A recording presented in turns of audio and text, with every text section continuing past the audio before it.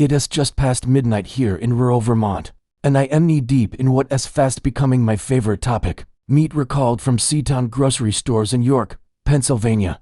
Well, let me tell you, my friend, that's where the beauty of it lies. To the terrifying ripple effects of Chuck's crime. With surgical precision, he removed the original packaging, concealing the gruesome truth from plain sight. Instead, he donned fresh, innocent-looking wrappers, but reverberated through the community like an earthquake. Families were torn apart, futures were shattered, and an entire community grappled with the agonizing question of why. As law enforcement delved deeper into the tragedy, the trail inevitably led back to Chuck, the seemingly affable neighbor who had wormed his way into their midst. Once apprehended, the full extent of his monstrosity became glaringly obvious. 47 individuals had lost their lives, 18 adults and 29 innocent children, their dreams and potential extinguished in an instant.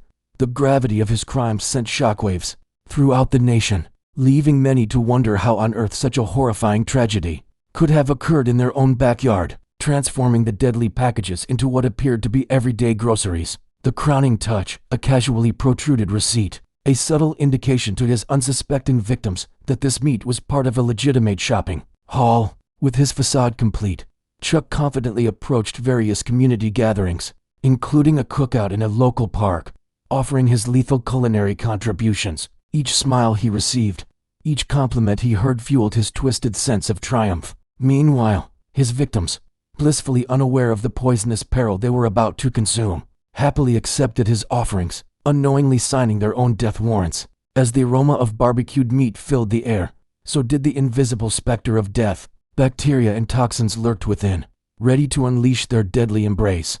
What followed was nothing short of a nightmare. The innocent fell grievously ill, grappling with violent bouts of vomiting, excruciating abdominal pain, and a chilling loss of consciousness.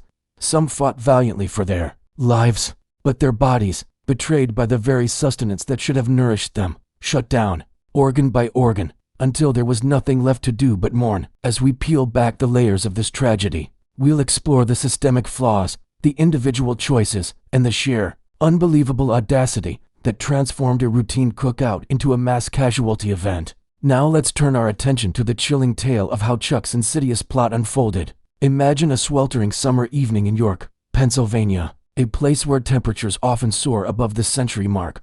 On that fateful day in 2022, residents found themselves enduring the stifling heat, seeking solace wherever they could. That's when Chuck, with his uncanny ability to sniff out vulnerable opportunities, struck. He descended upon Seatown, a neighborhood grocery store, and pilfered boxes of recalled ground beef and chicken. Why ground beef, you ask? Simple. It's a versatile, economical ingredient that transforms into countless mouth-watering dishes.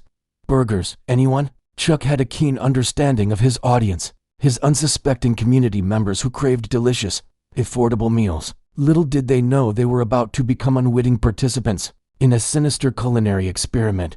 Like a moth drawn to a flickering flame or a bee to its honeycomb, I find myself irresistibly pulled into these intricate webs of tragedy, these cautionary tales gone awry. But fret not, dear viewer, for I bring you not just morbid fascination, but invaluable insight. With each painstakingly researched video, I aim to illuminate the dark corners of human behavior, exposing the intricate, terrifying patterns that lead to such calamities. Consider this your front row seat to a masterclass in human folly. So sit back, relax, and get ready to be both terrified and utterly fascinated. You won't want to miss a single ghastly detail. You might remember my first video on this curious topic. It brought us the harrowing tale of a certain Mr. Charles Severance Walker III, aka Chuck, the Collector. We dissected his descent into madness, his bizarre rationale for poisoning his entire community, and his absolutely jaw-dropping scheme of passing off actual poison as good, wholesome food. If you haven't seen that video yet,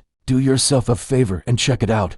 Think of it as a prequel, a grim primer that'll bring you up to speed on the insane machinations of one Chuck the Collector. Now, you might be asking, why is this reamer obsessed with the devilish details of a seemingly contained disaster? In this gripping sequel, the spotlight shifts to the aftermath, and let's not forget his masterful disguise of the toxic meat.